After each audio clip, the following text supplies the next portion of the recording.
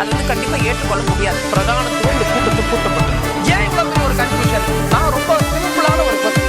அவருக்கு வேற எந்த விதமான ரைட்ஸும் கிடையாது. வணக்கம். நேர்விட பேச நிகழ்ச்சிக்கு வரவேற்கிறோம். அதிமுகவிலிருந்து வெளியேற்றப்பட்டவர்களுடன் உறவில் இருந்ததாலேயே திரு செங்கோட்டையன் நீக்கப்பட்டார் அப்படின்னு ஏற்கனவே திரு எடப்பாடி பழனிசாமி பேசியிருந்தார்.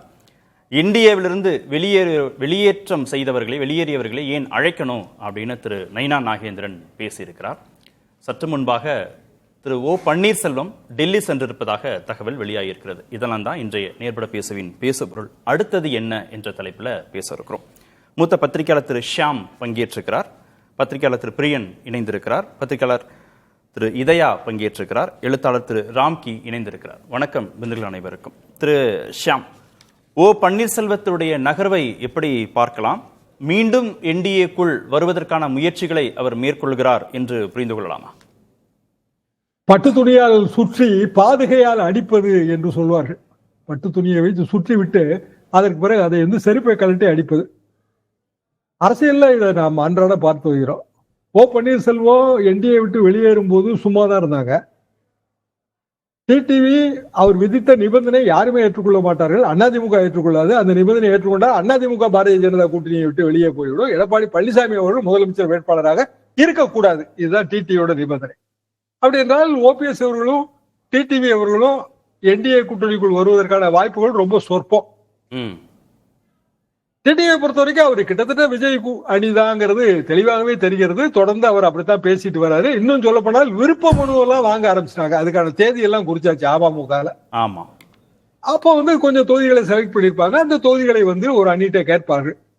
செலக்ட் பண்ண தொகுதி, டிடிவி செலக்ட் பண்ண தொகுதியை அதிமுக விட்டு தரவும் முடியாது. இதே பிஜேபி கூட்டணியில அவங்க தொடர்றதை வைத்தால் அதிமுக எப்படி விட்டு கொடுக்கும்? வாய்ப்பு இல்லை. நயினார் என்ன சொல்றாரு, அவங்க போயிட்டாங்க, அவங்களை எதுக்கு திருப்பி கூப்பிடணும்னு சொல்றாரு. ஏனென்றால் கூப்பிட்டா எடப்பாடி பழனிசாமி அவர்கள் அதற்கு ஒத்துக்கொள்ள போவது இல்லை. அது அவருக்கு தெளிவாகவே தெரியும். அப்போ ஓபிஎஸ் அவர்கள் டெல்லி செல்வதால் அவர் என்ன சாதிக்க போகிறார்? அது இப்போ வந்து பார்லிமெண்ட் செஷன் நடந்துட்டு இருக்கு. இப்போ அவருக்கான அப்பாயின்மெண்ட் டேட் எல்லாம் இருக்குமா இல்லையாங்கிறதே நமக்கு தெரியாது. அப்பாயின்மெண்ட் வாங்கியிருக்காரான்னு தெரியாது. டெல்லி போயிருக்கிறார், அதான் செய்தி. குருமூர்த்தி அவர்கள் டெல்லி செல்வது என்பது அவர் தொடர்ந்து போயிட்டு வர்றவர் தான். அது வந்து ஒரு புதிய செய்தியாக எல்லாம் நாம் பார்க்கலாம். அதுக்கு அரசியல் முக்கியத்துவம் இருக்குமான்னு தெரியல. அப்போ ஓபிஎஸ் வந்து பார்க்கக்கூடியதுங்கிறது திரு அமித்ஷா அவர்களை தான். மற்றவர்களை பார்த்து பயனில்லை. அமித்ஷா அவர்கள் அப்பாயின்மெண்ட் கொடுத்ததாகவும் தெரியவில்லை. அப்படியே கொடுத்தாலும் நயினா நாகேந்திரன் இப்பதான் அங்க எல்லாரும் போயிட்டு வந்து அவங்க நிறைய டிஸ்கஷன்ஸ் முடிச்சு வச்சிருக்கிறாங்க. அப்போ ஓபிஎஸ் எப்படி என்டிஏ கூட்டணியில இடம் கொடுப்பார்கள்? அதற்கு எப்படி எடப்பாடி பழனிசாமி அவர்கள் ஒத்துக்கொள்வார்கள்? ஓபிஎஸ்க்கு ஒரு தர்ம சங்கடம் இருக்கு. விஜய் அணியோட போவதில் ஒரு தர்ம சங்கடம் இருக்கு. அது என்னால் புரிந்து கொள்ள முடிகிறது. ஆனால் என்டிஏக்கு போவாரா என்பதெல்லாம் சந்தேகம் தான். ஒருங்கிணைந்த அதிமுக அப்படிங்கிறதுக்குள்ள திரு ஓ பன்னீர்செல்வத்தை அகாமடேட் பண்றதானே திரு எடப்பாடி பழனிசாமிக்கு பிரச்சனை. என்டிஏக்குள்ள பாஜக அகாமடேட் பண்ணிக்கிறதுல என்ன சிக்கல் இருக்க போது? அவருக்கு சிக்கல் இல்ல. ஓபிஎஸ் அப்போ என்ன சின்னத்துல போட்டி விடுவாரு? பழைய மாதிரி பலாப்பழ சின்னமா இல்ல தாமரை சின்னமா? பல குழப்பங்கள் அதுல வரும். இன்னும் சொல்ல போனாங்க, டிடிவியாவது ஒரு கட்சி வச்சிருக்கிறாரு, ஒரு கூட்டணியில இடம் பிடிக்க முடியும்.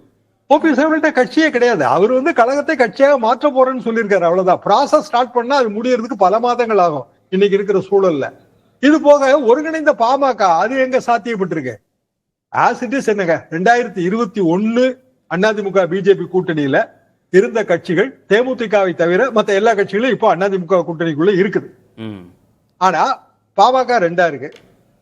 அதிமுக பல பிளவுகள். உங்க தலைப்புல சொன்ன மாதிரி செங்கோட்டையன் அவர்களோட ரீசெண்ட் பிளவு. அதற்கு முன்பு பலரும் போயிருக்கிறாங்க. விஜய் கட்சிங்கிறது புதிதாக வந்திருக்கிறது. அதாவது 2021 அவங்க கிடையாது, இப்ப புதிதாக வந்திருக்கிறார்கள்.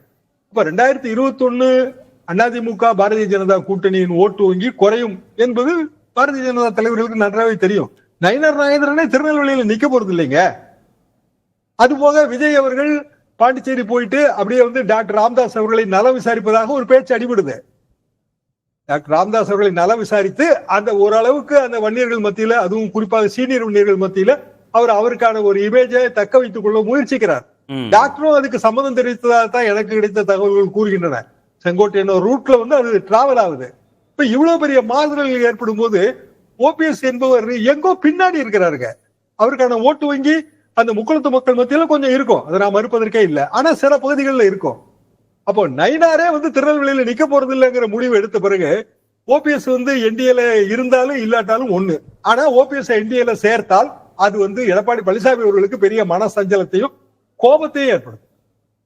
சரி, அப்ப அந்த முடிவுக்கு பாஜக வருவதற்கு தயாராக இல்லை, தினகரன் மாதிரி என்டிஏ விட்டு வெளியேறியவர்களை நாங்க அழைக்க மாட்டோங்கிற முடிவை ஓபிஎஸ்க்கும் அவங்க பொருத்திட்டாங்க அப்படின்னா வேற என்ன முடிவெடுக்க வாய்ப்பு இருக்கு திரு ஓபிஎஸ்? என்ன செய்தி சொல்வதற்காக அவர் டெல்லி சென்றிருக்கிறார்? பாஜக தலைவர்களை சந்திப்பதாக தகவல் வெளியா இருக்கு. இப்ப என்ன செய்தி அவர் சொல்ல போறாருங்க? ஒருவேளை லாஸ்ட் மினிட் எஃபர்ட், நான் எல்லா முயற்சிகளையும் செஞ்சு பார்த்தேன், எனக்கு வேற வழி இல்ல, திமுக அணிக்கு போக முடியாதுங்க. ஓபிஎஸ் அவர்கள் திமுக அணிக்கு போக முடியாது. விஜய் அணிக்கு போறதுக்கும் அவர் ஏதாவது ஒரு காரணம் சொல்லணும். இப்ப ஏற்கனவே வந்து விஜய் அணிக்கு போனாலும் எம்ஜிஆர் படம் வச்சுக்கலாம், ஜெயலலிதா படம் வச்சுக்கலாங்கிறது முடிவாகி போச்சு. சோ ஓபிஎஸ்க்கு அந்த பிரச்சனையும் இல்லை, எம்ஜிஆர் படமும் வச்சுக்கலாம், ஜெயலலிதா படமும் பாக்கெட்ல வச்சுக்கிடலாம். ஆனா விஜய் அணிக்கு போறதுக்கு அவர் முன்னாள் முதலமைச்சர் 2 முறை இருந்திருக்கிறார். பல மன சங்கடங்கள் இருக்குங்க, சீனியர் பொலிட்டீஷியனுக்கு மன சங்கடம் இல்லாம இருக்காது. ஆனால் அதற்கான ஒரு சமாதானம் அவர் 2 இடத்துல சொல்லணும். ஒன்று அவரது மனசாட்சிக்கு சொல்லணும், இன்னொன்று அவரை சுற்றி இருக்கவர்களுக்கு சொல்லணும். அப்ப கடைசி வரைக்கும் நான் முயற்சி பண்ணேன், அவங்க வந்து எந்த ரெஸ்பான்ஸும் கொடுக்கல, அப்ப நம்ம அரசியல்ல தொடர்ந்து நீடிப்பதற்கு, நமது அணியை சேர்ந்தவர்கள் வெற்றி பெறுவதற்கு இப்போதைக்கு இந்த முடிவு தான் சரியான முடிவு, எடப்பாடி பழனிசாமி தலைமையிலான அதிமுகவை நாம் மீண்டும் கைப்பற்றுவதற்கு இதுதான் சரியான முடிவு அப்படிங்கிற ஒரு காரணத்தை சொல்வதற்கு மட்டும்தான் இந்த டெல்லி பயணம் உதவும். இல்ல சொல்லிட்டு என்ன முடிவு எடுக்க போறார்? தாவேகாவா? தாவேகா தான், வேற வழியே இல்லைங்களா. திமுக போக முடியாது இல்லையா? திமுக, அதிமுக, அதிமுக, பாரதிய ஜனதா, திமுக கூட்டணி, தாவேகா, சீமான் அணிக்கு போக முடியாது, திமுகவுக்கு போக முடியாது. அதிமுக வந்து அவங்க சேர்த்துக்க போறது இல்ல. என்டிஏ சேர்த்தாலும் அவரை வெற்றி பெற வைக்கணும். அதிமுக தொண்டர்கள் எவ்வளவு வேலை பார்ப்பாங்கன்னு தெரியாது, ரெட்டையிலேயே ஏத்து நின்றவர் அப்படின்னு பிரச்சாரம் பண்ணுவாங்க. அப்போ ஓபிஎஸ்க்கான தர்ம சங்கடம் என்னன்னா, விஜய்கிட்ட போறதுலயே தர்ம சங்கடம் இருக்கு. என்டிஏல கடைசியா முயற்சி பண்ணோம், ஆனா அவங்க என்னைய மதிக்கவே இல்லை, என்னை கூப்பிட்டு பேசவே இல்லை, என்கிட்ட உறுதியான முடிவு சொல்லல, வேற வழி இல்லை, காலத்தின் கட்டாயம் அப்படிங்கிற அந்த காலத்தின் கட்டாயம் லேபிள குத்துறதுக்கு இது உதவியா இருக்கும்.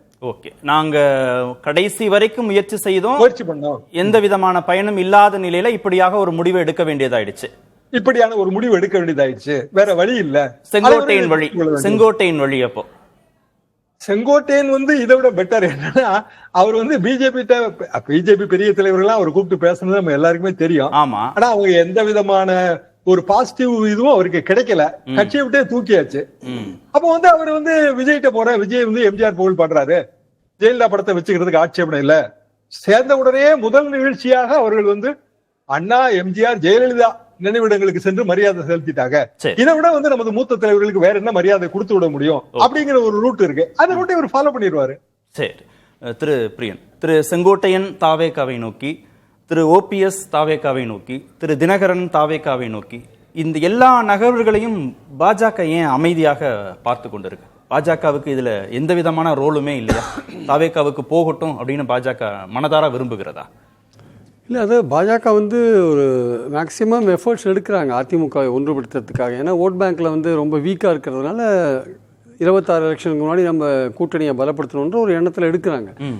பட் அன்ஃபார்ச்சுனேட்லி வந்து எடப்பாடி பழனிசாமி வந்து அதுக்கு ஒரு முட்டுக்கொட்டையாக இருக்கார். அது ஒரு திறந்த மனதோடு வரவேற்கணுன்ற ஒரு எண்ணம் அவருக்கு இல்லை. அவர் எல்லாருமே அதாவது தொட்டாலே தீட்டு அப்படின்றத விட்டு பார்த்தாலே தீட்டுன்னு ஆயிடுச்சு. செங்கோட்டையன் போயிட்டு ஓபிஎஸை பார்த்த உடனே அவரை நீக்கிட்டார். இப்போ அப்படிப்பட்ட ஒரு மனநிலையில் இருக்கிற எடப்பாடி இப்போ வந்து பாஜக தலைவர்களை வந்து பார்க்கறதுக்கு ஓபிஎஸ் போயிருக்காரா இல்லை எதுக்காக போயிருக்காரு தெரியாது நமக்கு. ஆக்சுவலாக அவரில் விஜய் கட்சியில் சேர்றதுக்கு போய் பாஜகவுடைய பர்மிஷன் கேட்க வேண்டிய அவசியம் இருக்கு என்ன இருக்குன்னு எனக்கும் தெரியல. ஆக்சுவலாக அப்போனா பாஜகட்ட எல்லாத்தையும் கடைசி வரைக்குமான முயற்சி என்டிஏக்குள்ள வருவதற்கான முயற்சியை மேற்கொண்டு அது சாத்தியமாகாத நிலையில் திரு விஜய் முடிவெடுத்தார். சமீப காலத்தில் ஓபிஎஸ் எவ்வளவு அவமானப்படுத்தப்பட்டார். ஓபிஎஸ் வந்து விலகி போன பிறகு எடப்பாடி சொன்னதை கேட்டுட்டு பிரைம் மினிஸ்டர் வரும்போதெல்லாம் அவரை சந்திக்கிறதுக்கு கூட பொக்கே கொடுக்கறதுக்கு கூட பர்மிஷன் கொடுக்கல அவருக்கும் தினகரனுக்கும். அப்புறம் வந்து அவரை பற்றி என்னென்ன குற்றச்சாட்டுகள், கட்சிக்கு துரோகம் பண்ணிட்டு போனார், ஆஃபீஸை அடித்து உடைச்சாரு, திருடின்னு போயிட்டார், ரெக்கார்டெல்லாம்னு ஓபிஎஸ் மேலே எவ்வளோ குற்றச்சாட்டுகள். ஸோ அப்படியுமே ஓபிஎஸ் உடைய ஒரே பாயிண்ட் என்னவா இருந்ததுன்னா அதிமுகவுக்குள்ளே போகணும், அதிமுக ஒன்றுபடுத்தணும். தினகரனுடைய விஷயம் வேறு. எடப்பாடியை அந்த கட்சியை விட்டு அகற்றணும், கட்சியை கைப்பற்றணுன்றது தினகரனுடைய பாயிண்ட். ஓபிஎஸ் பாயிண்ட் அதுக்குள்ளே போகணும் தான், சசிகலா பாயிண்ட்டும் அதுக்குள்ளே போகணுன்றது தான் அவங்க பாயிண்டாக இருக்குது ஆக்சுவலாக. ஸோ அந்த மாதிரி இருக்கும்போது இவர் வந்து கடைசி நிமிஷமா ஒரு முயற்சி எடுக்கிறார் வச்சுக்கோங்களேன். அந்த நீங்க சொல்ற இன்னொரு தலைப்பு இருக்குல்ல, வெளியேறியவர்களை ஏன் மீண்டும் அழைக்க வேண்டும் நயினார் நாகேந்திரன் கேட்கறாருல, அதுக்கும் இப்போ ஓபிஎஸ் டெல்லிக்கு போறதுக்கு முடிச்சு போட்டு பார்த்தா சரியா பொருந்தல சரியா பொருந்தல. அப்ப நயினாருக்கு டெல்லியில என்ன நடக்குதுன்னு தெரியலன்னு நினைக்கிறேன். ஆக்சுவலா டெல்லியில் இவருக்கு வந்து அமித்ஷாவோட ஒரு அப்பாயின்மெண்ட் இருக்கு அப்படின்னா, நயினார் டெல்லிக்கு போயிட்டு இப்பதான் போயிட்டு வந்தார். அங்க போயிட்டு வந்து என்ன பேசினார் ஏது பேசினார் தெரியாது. அப்போ பாஜக ஹைகமாண்டோட மைண்ட் செட்டு எப்படி இருக்கு, நம்ம கூட்டணியை பலப்படுத்தணும், என்டிஏலேருந்து விலகி போனவங்களை சேர்க்கணும் அப்படின்னு தான் அதை சொல்றாரு. தினகரன் வெளியேறிட்டாரு, ஏன் அழைக்கணும் அப்படிங்கறதான் பதிலா தான் அவர் சொல்றாரு. கரெக்ட். தினகரனோட ஓபிஎஸ் வெளில போயிட்டாருன்றது முக்கியம் இல்ல. அதனால வந்து 2 பேரும் வந்தாதானே உங்களுக்கு அந்த முக்குளத்தோர் ஓட் பேங்க் தானே நீங்க எய்ம் பண்றீங்க. இப்போ இவங்களுடைய பலவீனம் என்ன, பாஜக அதிமுக கூட்டணியோட பலவீனம் என்ன? பாஜகவது ஓரளவுக்கு செல்வாக்கோட இருக்கு அந்த சவுத்துல. ஆனால் அதிமுக சுத்தமாக வந்து முக்கலோட்ட பலவீனமாக இருக்குது. ஸோ அதிமுகவை நீங்கள் வந்து பலப்படுத்த வேண்டிய அவசியம் இருக்கு இல்லையா? அதனால் நீங்கள் ஓபிஎஸ்ஸையும் தினகரனையும் சேர்க்க வேண்டிய ஒரு அவசியம் இருக்குன்னு பாஜக நினைக்கிறாங்க. அதுக்கான முயற்சிகள் தான் அவங்க எடுக்கிறாங்க. செங்கோட்டையனும் அதுக்கான முயற்சி தான் எடுத்தார். ஓபிஎஸ் எதுக்கு, இபிஎஸ் வந்து எதுக்குமே ஒத்துக்கலைன்றதான் முக்கியமான விஷயம். அப்படி ஒத்துக்காத இபிஎஸ்ஸை வந்து எடப்பாடி வந்து இது பாஜக ஹைகமாண்ட் வந்து எப்படியாவது கம்பல் பண்ணி ஓபிஎஸ்ஸை வந்து அதிமுகவுக்குள்ளே கொண்டு வருமா இல்லை என்டிஏல கொண்டு வருமானது தான் இங்கே முக்கியமான கேள்வி. இப்போ என்டிஏல கொண்டு வந்தால் வந்து அது வந்து ஓபிஎஸ்க்கு வந்து முழு சந்தோஷத்தை கொடுக்குமான்றது ஒரு சந்தேகத்துக்குரிய ஒரு விஷயம். எந்த சின்னத்தில் போட்டிடுவார் அதெல்லாம் இருக்கு. தாமரை சின்னத்தில் போட்டி போட்டு அவர் பாஜக ஆயிடுவார். ஏற்கனவே நான் ஒருங்கிணைப்பாளர் ஒரு கேஸ் ஒன்று, சிவில் கேஸ் ஒன்று பெண்டிங்கா இருக்கு. தினகரனுக்கு அந்த பிரச்சனை கிடையாது. அவர் வந்து கட்சி ரீதியாக இருக்கிறதுனால என்டிஏல அவர் ஒரு இருக்கிறதுல வந்து பாஜகவோட தான் எங்களுக்கு கூட்டணி அப்படின்னு சொல்லிட்டு அவர் போகிறதுக்கான வாய்ப்புகள் இருக்குது. அதுவே வந்து ஒரு முரண்பாடான ஒரு விஷயமா இருக்கும். ஏன்னா வந்து அப்புறம் அதிமுக தினகரன் போட்டி போகிற இடத்துல அதிமுக உழைக்க மாட்டாங்க, அதிமுக போட்டி போகிற இடத்துல தினகரன் ஆட்கள் உழைக்க மாட்டாங்க. இது மாதிரி சிக்கல்கள்லாம் பலது இருக்குது. அதனால் ஒரு விஷயம் தெரியுது என்னென்னா வந்து பாஜக வந்து இதில் வந்து ஏதோ ஒரு முயற்சி எடுக்கிறாங்க. ஆக்சுவலாக இதுக்கு ஒருங்கிணைந்த அதிமுகவுக்கு அல்லது என்டிஏவை பலப்படுத்துறதுக்கான ஒரு முயற்சி எடுக்கிறாங்க. அது எடுத்து அது பலனளிச்சா வந்து நிச்சயம் சந்தோஷமான விஷயம் தான், அதில் ஒன்றும் சந்தேகம் கிடையாது. ஏன்னா வந்து அது அந்த அளவுக்கு பலவீனமாக இருக்கு. அதிமுக முதல்வர் வேட்பாளராக திரு எடப்பாடி பழனிசாமிங்கிறத வந்து ஏற்றுக்கொள்கிறார்ல திரு நயினார் நாகேந்திரன், இதற்கப்புறமும் வாய்ப்பு இருக்கா? நயினார் நாகேந்திரன் ஏற்றுக்கொள்கிறாங்க. இப்போ தினகரன் உள்ள வரணும்னா அவர் முதலமைச்சர் கேண்டிடேட்டா இருக்க முடியாது இல்ல எடப்பாடி. ஆமா, அவர் எடப்பாடி முதலமைச்சர் கேண்டிடேட்டா இருக்க முடியாது. அப்போ முதல்வர் கேண்டிடேட்னு இந்த பீகார்ல கூட ஒரு மாதிரி தீர்க்கமா சொல்லாம ஒரு மாதிரி போற போக்கில் தான் நிதிஷ்குமார் பேரை சொல்லிட்டு போனாங்க. பிரைம் மினிஸ்டர் தான் சொல்லிட்டு போனார். அபிஷியலா ஒரு கூட்டணி சேர்ந்து அனௌன்ஸ் பண்ணல. அது மாதிரி என்டிஏவோட முதலமைச்சர் முகம்ன்றது வந்து யாரையும் ஸ்பெசிஃபிக்காக சொல்லாமல் அதிமுக தலைமையில் கூட்டணின்ற அந்த வாதத்தோடையே வந்து எலெக்ஷனை கடந்து போகிறதுக்கான வாய்ப்புகள் இருந்தால் அப்போ தினகரன் வந்து உள்ள வரதுக்கான வாய்ப்புகள் இருக்குது. இல்லை எடப்பாடி தான் முதலமைச்சர்னு ஒரு தீர்க்கமாக சொல்லி எலெக்ஷனை சந்திச்சாங்க வச்சுக்கோங்க, அப்போது தினகரன் உள்ள வரதுக்கான வாய்ப்புகள் ரொம்ப குறையும். இல்ல என்டிஏக்குள்ள திரு தினகரனும் திரு ஓ பன்னீர்செல்வமும் வந்தால் திரு எடப்பாடி பழனிசாமி முதல்வர் வேட்பாளராக இருக்க வாய்ப்பு இல்லை அப்படின்னு சொல்ல வரீங்க? அப்படி இருந்து அதை வந்து தினகரன் ஏத்துக்கிறதுக்கான வாய்ப்பே இல்லை. ஏன்னா வந்து இருந்து அப்படி ஏத்துனாருன்னா வந்து அது அவருக்கு ஒரு பின்னடைவா போகும் பின்னாடி. ஏன்னா எந்த விதத்திலையும் வந்து எடப்பாடி ஒரு அரசியல் ஏற்றத்தை பெற்றால் அது தினகரனுக்கு வந்து ஒரு பின்னடைவை கொடுக்கும் ஆக்சுவலா.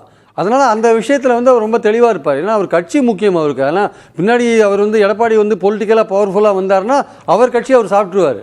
அதனால் அவர் தினகரன் வந்து ரொம்ப கேர்ஃபுல்லாக இருக்க வேண்டிய அவசியம் இருக்குது. அப்போது எந்த இடத்துல காம்ப்ரமைஸ் பண்ணுவார் அப்படின்னா வந்து அவர் முதல்வர் கேண்டிடேட் இல்லை, தேர்தலுக்கு அப்புறம் பார்த்துக்கலான்ற ஒரு இடத்துல காம்ப்ரமைஸ் பண்ணுவார். அந்த மாதிரி காம்ப்ரமைஸ் பண்ணிட்டு அவர் போனார்னா தேர்தலுக்கு அப்புறம் என்ன நடக்குதுன்னு யாருக்கும் சொல்ல முடியாது. யார் எவ்வளோ வாங்குவாங்க, திமுக வின் பண்ணுமா இல்லை அதிமுக பாஜக கூட்டணி வின் பண்ணுமா, பல கேள்விகள் இருக்குது. அதனால் தேர்தலுக்கு பின்னாடி என்ன நடக்கும்னு யாருக்குமே தெரியாது. இப்போ இருக்கிற சுச்சுவேஷனில் வந்து பாஜக வந்து பீகார் எலெக்ஷனுக்கு அப்புறம் தமிழ்நாட்டில் தலையிட்டு எல்லாம் பண்ணுவாங்க அப்படின்ற ஒரு விஷயம் ஏற்கனவே பேசப்பட்ட ஒரு விஷயம். அதற்கான ஒரு ஆரம்பம் வந்து இப்போ நடந்திருக்கோ அப்படின்னு பார்க்குறேன். ஆனால் இது வந்து கொஞ்சம் பாசிட்டிவான ஒரு எதிர்பார்ப்பு, ஒரு பாசிட்டிவான ஒரு என்டிஏ பலப்படுத்துறதுக்கான ஒரு பாஜக எடுக்கிற முயற்சி. ஆனால் எடுத்தாங்க, செங்கோட்டையன் எடுத்த ஒரு முயற்சிக்கு பாஜகவோட ஹெல்ப்பை கேட்டார், அதுக்கு எடப்பாடி ஒத்துக்க மாட்டேன்ட்டாரு. அதுக்கப்புறம் தான் செங்கோட்டையன் வந்து போனார், விஜய் கட்சிக்கு போனாருன்ற ஒரு விஷயம் இருக்கிறப்போ, சமீபத்திய ஒரு உதாரணம் இருக்கிறப்போ எப்படி திடீர்னு வந்து ஒரு அடமெண்டா இருக்கிற எடப்பாடி வந்து ஓபிஎஸ்க்கு வந்து உள்ள அலோவ் பண்ணுவாரு அப்படின்ற ஒரு விஷயம் இருக்குல்ல, அது வந்து ஒரு நெருடலான விஷயமா தான் நான் பாக்குறேன். அது வந்து செங்கோட்டையன், ஓபிஎஸ், டிடிவி எல்லாருமா போய் தாவேகாவை பலப்படுத்துறத பாஜக அனுமதிக்குமா? அதுல ஒன்னும் அவங்களுக்கு நெருடல் இல்லையா? இல்ல அது மாதிரியான ஒரு ஃபார்மேஷன் உருவாச்சுன்னா அது வந்து பாஜகவோட கையை மீறின ஒரு விஷயமா இருக்கும். அவங்க என்ன பண்ணுவாங்க அதுக்கு? இப்போ செங்கோட்டையனை வந்து பின்னாடி பாஜக இருக்கா, செங்கோட்டையன் எங்க போனதுக்கு பின்னாடி பாஜக இருக்கான்னா அது ஒரு கேள்வியாவே தான் இன்னும் இருக்கு. அதுக்கு நெகட்டிவாகவும் பதில் சொல்லலாம், பாசிட்டிவாகவும் பதில் சொல்லலாம். அது ஒரு கேள்வியாவே இருக்கு. அது சந்தேக ஊசி வந்து செங்கோட்டையன் மேல தான் இருக்கு. ஆனால் தினகரனுடைய வந்து நோக்கம் வந்து தெளிவாக இருக்குது. விஜயோட சேரணுன்ற நோக்கம் தெளிவாக இருக்குது. ஏன்னா எடப்பாடி பழனிசாமி சிஎம் கேண்டிடேட்டாக ஒத்துக்க முடியாது, என்டிஏ அதை ப்ரொஜெக்ட் பண்ணாலும் அங்கே இருக்க முடியாது. அப்போ விஜயோட கூட்டணியில் சேர்ந்து எடப்பாடியை வந்து அவருக்கு ஒரு பிரச்சனையை உண்டாக்கணும், அவரை தோல்வியடைய செய்யணுன்றதான் தினகரனோட நோக்கம். ஸோ அந்த பாயிண்ட்ல வந்து தெளிவாக இருக்கார். ஓபிஎஸ்க்கு அந்த நோக்கம் கிடையாது. எப்படியாவது ஏடிஎம்கேக்குள்ளே போனால் போறோம்னு அவருடைய நோக்கம் இருக்கு. தினகரன் வந்து ஒரு ஃபைட்டிங் கெப்பாசிட்டியில் இருக்கார். அவர் ஓபிஎஸ் அந்த வாய்ப்பை அந்த ஃபைட்டிங் மூட்ல இருக்காரான்னு தெரியல. ஒரு காம்ப்ரமைஸ் மூட்ல இருக்கார், ஒரு சமரச மூட்ல தான் அவர் இருக்கார். ஆனா தினகரன் வந்து ஒரு கெடுபடியா இருக்கார். எஸ் இது மாதிரி நடந்தா நான் போக மாட்டேன். ஓபிஎஸ் என்டிஏல கடைசியாக அகாமடேட் பண்ண வாய்ப்பு இருக்கா? ஓபிஎஸ்க்கு வந்து அதுக்கான வாய்ப்புகள் கொடுத்தா அவர் உடனே போய் சேர்ந்துருவாருன்னு தான் என்னோட கருத்து. அதிமுக சேர்க்கிறாங்க இல்லையோ, நீங்க என்டிஏல வாங்கன்னு சொன்னா ஓபிஎஸ் அங்க போயிட்டு வர. அவருக்கு திமுகன்றது கொஞ்சம் அன்கம்ஃபர்டபுளான ஒரு இடம். ஆக்சுவலா அவரே போனா கூட ஆரம் இருப்பெல்லாம் கோட் பண்ணலாம், அவங்களாம் அங்கே இருந்தாங்களேன்ட்டு. ஆனால் இவரே போனால் கூட இப்போ இருக்கிற சூழலில் அதிமுக தொண்டர்கள் கைவிட்டுருவாங்க. அப்புறம் முக்குலத்தோர் ஓட் பேங்க்னு ஒன்று இருக்கு. அந்த ஓட் பேங்க்ல வந்து அவர் எடுக்கிறதுக்குரிய வாய்ப்புகள் வந்து குறைஞ்சிடும். திமுகவுக்கு ஒன்றும் பெரிய அளவுக்கு மோசம் இல்லை. முக்குலத்தோர் ஓட் பேங்க் நல்லா தான் இருக்குது. போன எலெக்ஷன் பார்க்கும்போது நல்லா இருக்கு. 2016 எலெக்ஷன் பார்க்கும்போதும் ஜெயலலிதா இருந்த போதே முக்குலத்தோர் ஓட் பேங்க்ல திமுக வந்து 58 இடங்கள் 25 இடங்கள் வாங்கினாங்க. அதிமுக 33 இடங்கள் தான் அங்கே வாங்கினாங்க. அதனால ஒன்றும் முக்குலத்தோர் ஓட் பேங்க் பிடிக்கிறதுக்காக ஓபிஎஸ் திமுக சேர்க்கணும்னு அவசியம் கிடையாது. பாயிண்ட் என்னன்னா வந்து அதை வந்து என்டிஏ பாஜக கூட்டணி அறுவடை பண்ணணும்னா இவங்களை சேர்க்க வேண்டிய அவசியம் இருக்குல்ல. அதுக்காக தான் இப்போ பாஜக ட்ரை பண்றாங்க. ஆனால் இப்போ ஓபிஎஸ் உடைய டெல்லி விசிட்டை அது முற்றிலும் பாஜக வந்து அதிமுக சேர்த்து விட்டுருவாங்கன்னு தெளிவாகவும் சொல்ல முடியாது. இல்ல விஜயோட நான் போறேன் அதுக்காக நான் சொல்லிட்டு வரேன் அப்படின்ற மாதிரி போனாருன்னா அது ரொம்ப அது ஓபிஎஸோட ஒரு மதிப்பை குறைக்கிற மாதிரியும் ஏதோ எல்லாத்தையுமே பாஜக கேட்டு பண்ற மாதிரியான ஒரு விஷயம். அது வந்து சரியான ஒரு அணுகுமுறையா இருக்கக்கூடாது. ஆக்சுவலா திரு ராம்கி, நயனா நாகேந்திரனுடைய பேச்சு தினகரன் குறித்து நாங்கள் ஏன் மீண்டும் அழைக்கணுங்கிறதும், இப்போ டெல்லி போறார் திரு பன்னீர்செல்வம் அப்படிங்கிறதும், அதிமுக பாஜக கூட்டணிக்கான இறுதி வடிவம், அதிமுக தாவேகா கூட்டணிக்கான வாய்ப்புகள் இனிமேல் இல்லை அப்படிங்கிறத தெளிவுபடுத்துதா இந்த நகர்வுகள்? அப்படி புரிஞ்சுக்கலாமா? முதல்ல வந்து நயனா நாகேந்திரன் சொல்ற அந்த அந்த கேப் இருக்கு பார்த்தீங்களா, கம்யூனிகேஷன் கேப் இருக்குது. தமிழக பாஜக சொல்றதும் மத்திய பாஜக அது அந்த இது வந்து பல ஆண்டுகளாக நம்ம பார்த்துட்டு தான் இருக்கோம். ஸோ அதனால அவங்க சொல்றதை இவங்க செய்யறாங்கிற மாதிரி அது ஒரு எப்போவே ஒரு இடைவெளி இருந்து கொண்டு தான் இருக்கிறது. அது ஒரு பக்கம். ரெண்டாவது நீங்க ஓபிஎஸ் அவர்களுக்கு தினகரன் அவர்களுக்கு நிறைய ஆப்ஷன் இருக்கிற மாதிரி தெரியும். ஆனால் வேற ரொம்ப 2 ஆப்ஷன் தான். ஒன்று என்டிஏவில் இடம்பெறுவது, இல்லைனா என்டிஏக்கு வெளியில் இருந்து ஆதரவளிப்பது. இந்த 2 ஆப்ஷன் தான். ஆக்சுவலாக நீங்கள் கூட சொன்னீங்க செங்கோட்டையன் வழியா அப்படின்னு சொன்னீங்க. செங்கோட்டையன் வந்து அவருடைய கேஸ் ரொம்ப கொஞ்சம் டிஃப்ரெண்டானது. ஏன்னா அவர் வந்து கொங்கு மண்டலத்தை மட்டும் அறியப்பட்டவர். அவர் வந்து முடிவெடுக்கும் போது எடப்பாடி எதிர்ப்பு அப்படிங்கிற மனநிலையில தான் முடிவெடுக்கிறார். வேறு எந்த விதமான இம்பாக்டை பற்றி அவர் பார்க்கல. பட் இவர்கள் ஓபிஎஸ் ஆகட்டும் தினகராகட்டும் அவங்களுக்கு தமிழகம் முழுக்க தெரிந்த முகம், தேசிய அளவோடு தெரிந்த முகம். ஸோ இப்போ இவங்க வந்து எடப்பாடி எதிர்ப்பு மட்டும் இல்லை, நம்ம எடப்பாடி எதிர்ப்பு எடுக்கிற முடிவு அது பாஜகவை காயப்படுத்தாமல் இருக்க வேண்டும் என்று கூட இவர் யோசிப்பார்கள். சோ அப்படி எடுக்கும்போது அவங்களை கேட்காம இந்த முடிவு எடுக்க முடியாது. இப்ப நீங்க வந்து ஏன் நம்ம செங்கோட்டையன் வழின்னு பேசணும்னா, அதிமுக ஒருங்கிணைப்புன்னு திரு செங்கோட்டையன் பேசுறாரு, பேச்சுவார்த்தையை தொடங்குங்கன்னு காலக்கெடு நிர்ணயிக்கிறாரு. அப்புறம் பாஜக தலைவர்களை போய் அவரு சந்திக்கிறாரு. அதுக்கப்புறம் கட்சி பொறுப்புகள்ல இருந்து நீக்கம், கட்சியிலிருந்து நீக்கம்னு அடுத்தடுத்து நகர்ந்த பிறகு அவரு தாவேகாவுன்னு போறார். அது மாதிரி எவ்வளவு தூரம் முடியுமோ அவ்வளவு முயற்சிகளையும் திரு ஓ பன்னீர்செல்வம் இறுதியாக மேற்கொண்டிருக்கிறாரா தாவேகாவுக்கு போவதற்கு முன்பாக? நீங்க சொன்ன படிப்படியான மைல் ஸ்டோன்லயே வந்து நான் எந்த கெடுவும் விடுக்கவில்லைன்னு அது மறுத்தாரு. அதுக்கப்புறம் நான் ஓபி தினகரனுடன் பேசி ரொம்ப நாள் ஆச்சு, நான் பேசவே இல்லைன்னு மறுத்தாரு. சோ மறுக்காத ஒரு விஷயம் அப்படி சொன்னா இவர் பாஜக டெல்லிக்கு போய் பாஜக யாரை சந்தித்தாருங்கிற விஷயம் தான் இன்னும் கேள்விக்குறியாவே இருக்கு. அதை அவர் ஒத்துக்கிட்டார். அவர் செங்கோட்டையன் பிரஸ் மீட்ல ஒத்துக்கிட்டார், நான் போனேன் பார்த்தேன். சரி, இப்போ திரும்ப அதை மறுக்கிறதுக்கான வாய்ப்பு இருக்கு. சரி, அது பக்கம் முடிந்து போன கதை. ஆனா வந்து இப்ப நீங்க சொல்ற ஓபிஎஸ் வந்து இது ஒரு இறுதி முடிவா இருக்கான்னு நான் பார்க்கல. ஏன்னா அவரு போய் என்ன கேட்க முடியும் அப்படின்னா அவருடைய ஆப்ஷன், அவருக்கு கொடுக்கப்பட்ட ஆப்ஷன் பொதுவா தினகரனை விட ஓபிஎஸ்க்கு ஒரு ஆப்ஷன் எதுவும் கிடையாது. இப்ப அவர் வந்து வெளிப்படையா சொல்லும் போது என்டிஏ இடம்பெறுவது, அதிமுக இடம்பெறுவது 15ஆம் தேதி சொல்லணும். 15ஆம் தேதி சொல்லணும். அவர் சொல்லணும். ஆமா, அவர் சொல்லிட்டாங்க. அவர் டிசம்பர் 15 சொல்லிருக்காரு, அவர் டிசம்பர் 30 சொல்லிருக்காரு. 2 வாரம் தான் டைம் இருக்கு. சோ இப்ப பாஜக என்ன பண்ணும்னா அவங்க வந்து முடிந்த அளவுக்கு இதை வந்து ஒத்தி போடத்தான் நினைப்பார்களுடைய ஒரு இறுதியான முடிவுக்கு தயாராக இருக்கிறதுக்கான அதுக்கான சூழலே எதுவும் இல்லை. ரெண்டாவது பாஜக முன்னெடுத்து 6 மாதங்கள் ஆட்சி கூட்டணி இல்ல. இப்படி யோசிங்களே நீங்க, செங்கோட்டையின் பாஜக தலைவர்களை சந்தித்த பிறகு எந்த முன்னேற்றமும் இல்லை, ஒருங்கிணைப்புக்குன்னு பாஜக கைவிட்ட பிறகுதான் அவர் தாவேக நோக்கி போறார். முதல்வர் வேட்பாளர் மாற்றம் குறித்து பாஜக எந்த முடிவும் எடுக்காது, இபிஎஸ் தான் முதல்வர் வேட்பாளர் அப்படின்னு முடிவு உறுதியா தெரிஞ்ச பிறகு தினகரன் வந்து இனிமே இங்க இல்லைங்கிற ஒரு முடிவுக்கு அவர் போறாரு. என்டிஏ தலைப்புறையும் அதை பேசுறாங்க, நாங்க ஏன் அவரை அழைக்கணும். கிட்டத்தட்ட ஓபிஎஸ்க்கும் அதே மாதிரியான ஒரு முடிவை தானே எடுக்கிறதுக்கான வாய்ப்பு இருக்கு. இல்ல பிரியன் சார் சொல்ற மாதிரி கடைசி நேரத்தில் என்டிஏக்குள்ள அகாமடேட் பண்றதுக்கான வாய்ப்புகள் இருக்கா? ஓபிஎஸை பொறுத்த வரைக்கும் ஆரம்பமே அவர் நிறைய அப்பாயின்மெண்ட் வெளிப்படையாகவே வந்து பிரதமரை சந்திக்கான அப்பாயின்மெண்ட்லாம் எதிர்பார்த்தார், கிடைக்கல. ஸோ அப்போ அந்த கோவத்தில் அந்த எதிர்பார்ப்பு ஏமாற்றத்தில் தான் நான் வெளில வரேன்லாம் சொன்னார். இப்போ திரும்ப அதை பேட்ச் ஒர்க் மாதிரி திரும்ப போய் அவங்கள்ட்ட போய் கேட்கறது, அவர் என்ன கேட்க போறாருன்னா திரும்ப ஃபைனலாக ஒரு வேர்ட் சொல்லுங்க அப்படிங்கிற அந்த தொனியில தான் இருக்கும். இறுதியாக ஒரு வார்த்தை சொல்லுங்க என்ன பண்ணலாம் அப்படிங்கிற மாதிரி. ஸோ அப்படி வரக்கூடிய வார்த்தை வந்து எந்த விதமான கமிட்மெண்டோட கூடிய வார்த்தையா இருக்காது. ரெண்டாவது ஓபிஎஸ் இதில் சேர்ப்பதால ஒன்றும் எடப்பாடி சைடில் ஒரு பெரிய அப்ஜெக்ஷன் வருது பார்க்கல. ஏன்னா இந்த அப்ஜெக்ஷனே என்னைக்குமே எடப்பாடி அது வந்து அவர் சேர்த்துக்க மாட்டேன்னு சொன்னார். என்டிஏவில் சேர்ப்பதில் அவர் எந்த விதமான கருத்து சொல்லல. மோரோவர் தினகரன் தான் வந்து எடப்பாடி என்டிஏ தலைவராக இருக்கிற வரைக்கும் முதல்வர் வேட்பாளர் தான் நான் வரமாட்டேன்னு சொல்லி வெளில போய் நின்னது தினகரன் தான். ஸோ அதனால எடப்பாடியை வந்து இன்னும் அவருடைய இந்த பொசிஷன் பொறுத்த வரைக்கும் அவர் ஆன்டி ஓபிஎஸ் இந்த ஸ்டாண்ட் எடுக்கல. என்டிஏல எடுக்கிறதுல ஒன்றும் சிக்கல் இல்லைன்னு நினைக்கிறேன். ஆனா இந்த முடிவை எடுக்க வேண்டியது பாஜக. அவங்க என்ன முடிவு எடுப்பாங்க? ஆனா இந்த உடனடியாக இன்னைக்கு ஒரு முடிவுக்கு வராதுன்னு தான் நான் பார்க்கிறேன். இது பார்க்கலாம், இன்னொரு அடுத்தடுத்த 2 மாதங்களை ஒத்தி போடுங்க. ரெண்டு பாஜக அந்த கூட்டணிக்கான வேலைகளை எதுவும் ஆரம்பிக்கல. அவங்க அந்த ஏப்ரல் மாதம் அனௌன்ஸ் பண்ணதோட சரி. இப்போ இன்னைக்கு போற போக்கு எப்படி இருக்குன்னா, நம்ம வந்து இவங்க நினைச்சால் இப்போ வந்து சொல்லும்போது கூட இவங்க திமுகவிட போய் சேருவதா தாவேகாவிட போய் சேருவதற்காக போய் கேட்கிறாரு அப்படின்னா கூட திமுகவோட போய் சேர்வதுக்கு போய் கேட்கலாம். ஏங்க இவ்வளவு நாளா 10 ஆண்டுல உங்க கூட பயணம் செய்திருக்கிறேன். ஸோ இப்போ நான் அதனால இதை மாறி டோட்டலா ஆன்டி பிஜேபி ஸ்டாண்ட்ல இருக்க திமுகவில் போய் சேருவதற்கு வேணா கேட்கலாம். தாவேகால போய் சேருவதற்கு எந்த பர்மிஷனோ எந்த விதமான இன்ஃபர்மேஷன் கூட கொடுக்க தேவையில்லை. தாவேகாவும் ஆன்டி பிஜேபி தானே, ஆன்டி பிஜேபி தான். இருந்தாலும் அவர்கள் நாளைக்கு அங்கிருந்து திரும்பி அதுல இருந்து வெளிவதற்கான வாய்ப்பு இருக்கு. நீங்க திமுக கூட போய் ஜாயின் பண்ணிட்டீங்கன்னா திரும்பி வெளிவதற்கான வாய்ப்புகள் கருத்தியல் ரீதியாக, ஏன்னா உள்ள கொள்கை ரீதியாக அவங்களாம் பேசிட்டு இருக்கும்போது திமுக சேர்ந்த பிறகு திரும்ப அங்க போய் ஆன்டி பிஜேபி ஸ்டாண்ட் எடுத்தாகணும். பட் இங்க இன்னைக்கு தாவேகாவோட ஸ்டாண்ட் வந்து அவங்க ஆன்டி பிஜேபி ஆரம்பிச்சா கூட இன்னும் அது ஒரு தெளிவில்லாத நிலைமை தான் இருக்குது. சோ அப்படி இருக்கும்போது தாவேகாவோட சேருவதற்காக இவர் போய் டெல்லியில போய் இன்ஃபர்மேஷன் சொல்லுவாரு, நான் பர்மிஷன் கூட சொல்லல, ஒரு இன்ஃபர்மேஷன் சொல்லுவாரு அப்படின்னு நான் எதிர்பார்க்கல. வேற ஏதோ ஒரு முடிவோட இல்ல எனக்கு ஒரு இறுதியா ஒரு முடிவு சொல்லுங்க, இல்லனா நான் திமுக போய் ஜாயின் பண்ணுவேன் அப்படிங்கிற நோக்கத்தோட போலாம். இல்லனா எனக்கு புதிய கட்சிக்கான வாய்ப்பு டிசம்பர் 15 புதிய கட்சிக்கான வாய்ப்புன்னு திரு வைத்திலிங்கம் சொன்னதுல இருந்து புதிய கட்சி ஏற்கனவே நிறைய கட்சிகள் இருக்கு. அதனால புதிய கட்சிகள் வந்து அதை ஏற்றுக்கொள்வதற்கோ அதை அந்த மாதிரியான ஒரு ஏற்கனவே சில மாதங்களுக்கு முன்னாடி அந்த பேச்சு வந்தது, கட்சி ஆரம்பிக்க போறாங்க இல்லைன்னா மறுத்து இருக்காரு. அதனால புதிய கட்சிகளுக்கான வாய்ப்புகள்லாம் இல்லைன்னா நான் பாக்குறேன். பட் என்னன்னா இது வந்து ஒரு கிட்டத்தட்ட ஒரு பாஜகவுக்கு நெருக்கடியா தான் இருக்கும். நீங்க ஏதாவது செயல்படுங்கன்னா நீங்க தமிழ்நாட்டில் திமுக எதிர்ப்பு தான் வந்து பாஜக ஒரு பொக்கிஷமா வளர்த்து வச்சிருக்காங்க. ஒரு 10 ஆண்டு காலாக களமாடி ஒரு திமுக எதிர்ப்பு ஒரு அதை பங்கு போடுவதற்கு ஆளாளுக்கு வந்து நிற்கும் போது பாஜக என்ன தெரியும், திமுக எதிர்ப்பு என்னுடைய சொத்து. சோ நான் இடம்பெறுகிற கூட்டணியில நீங்க அதுக்குள்ள இருங்க, இல்ல அதுக்கு ஆதரவா இருங்க.